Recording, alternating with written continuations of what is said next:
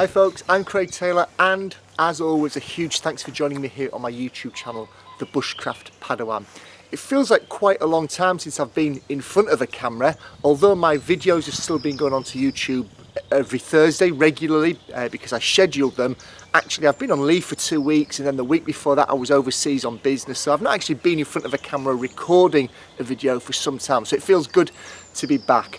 And I'm not just in an excited mood about being in front of the camera, I'm excited because in 3 or 4 days time, this coming weekend, I'm packing up my gear, grabbing my car keys, I'm travelling an hour or so north of here to attend another course with Paul Kirtley and his team from Frontier Bushcraft. You may recall that last year I attended a week-long course, the elementary bushcraft course, and I will link to that video up here. Well, almost a year to the day later, I'm going back again, and this time I'm attending one of their week-long courses called the Woodcrafter.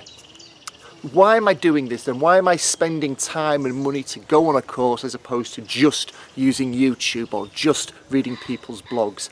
Well, as I explained in a previous video, yes, I get a lot out of YouTube. I get a lot out of watching videos and reading books and listening to podcasts and reading articles. That does form the core of the way that I learn and upskill myself in these various areas of bushcraft.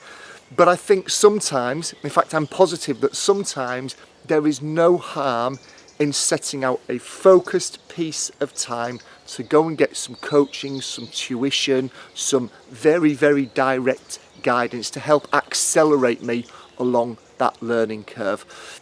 You know, yes, I may be able to pick that skill up eventually on YouTube. I may not be doing it efficiently though. I may not be doing it safely though. And I would rather, you know, if I've got the time and money, accelerate that. That's why I'm going on a course. I'm not saying that YouTube is useless. I'm not saying that all of those other informal activities that we all undertake are useless. Definitely not saying that. What I'm saying is that I want to accelerate for a short period of time myself along that learning curve, and that's why I'm going on a face-to-face course in the woods for a week with a group of other like-minded individuals. So there's clearly that positive aspect to it as well. So this course is called the Woodcrafter, and boy oh boy oh boy does it include a lot of objectives within the course. Let's have a look at them briefly, shall we? We're going to look at the axe, types of axes, sharpening axes, types of saws, sharpening saws, improvised saws, caring for axes, spotting dangerous axes, sharpening axes, transporting axes, firewood splitting, chopping blocks, splitting wood when you don't have chopping blocks, splitting wood on soft ground, pole cutting, felling trees, limbing trees, sectioning trees, splitting logs, splitting long logs, making gluts, I've no idea what that is, proper use of splitting wedges, two-handed axe technique, ambidextrous hand technique, carving with axes, carving utensils with axes, chopping boards, feather sticks with an axe, large adjustable pot hangers. Then we're moving into the area away from axes towards campcraft, camp grills, pot hangers, fire lays, Dutch ovens, candle lanterns, camp furniture, pitching larger tarps, tensioning larger tarps, using different types of knots to in campcraft, lashings, ladders, hoisting, throwing ropes, keeping food out of reach of wildlife and my kids. I'll come up for air now. There is a lot in there. Essentially it focuses around campcraft. So what do I want to get out of this particular course? There was a lot there. What do I want to get out of it? It's unusual to hear a car horn this far into the woods. What do I want to get out of it? 3 or 4 things that I particularly want to focus on. If I can come away at the end of the week achieving the following: being able to fell a sensible sized tree from standing to down, be able to limb it, be able to section it, be able to chop it and process it down for whatever I need to do. So from a standing tree to the end product that I want to use it for, very happy if I can achieve that. I also am very conscious that most of the time when I go out and cook, the way that I initiate the fire may change, but essentially it's a fire with flames or embers and I cook something on it.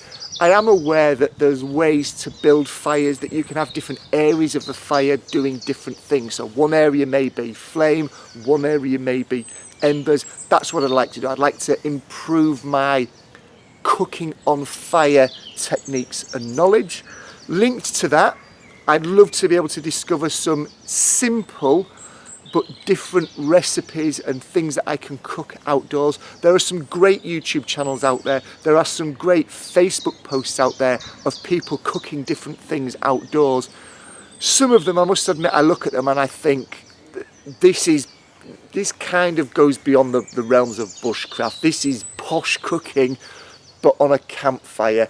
The amount of equipment that's used, the weight that there must be in that amount of equipment, for me personally, puts it beyond just going out and enjoying yourself in the woods and cooking a nice meal. It kind of is all about the cooking, and I'm not saying there's anything wrong with that, but for me, I want to be nimble, I want to be agile, I want to be able to move and cook things along the way, not have to rely on huge amounts of ironware to allow me to do that. So that's something I'd be interested in. And finally, as always, my tree and plant ID is improving. There are some things I want to look out for there in the woods, particularly I just haven't been able to identify any wild garlic. I just can't seem to find any in my area. Everything that looks like it, I'm grabbing a handful, crushing it, smelling it, it's not wild garlic. So it'd be great, it'd be wonderful if in the area that we're going to be in, there is some wild garlic, and clearly because there's a lot of cooking taking place on the course, if I could introduce that into some recipes as well, even better. So those are my plans.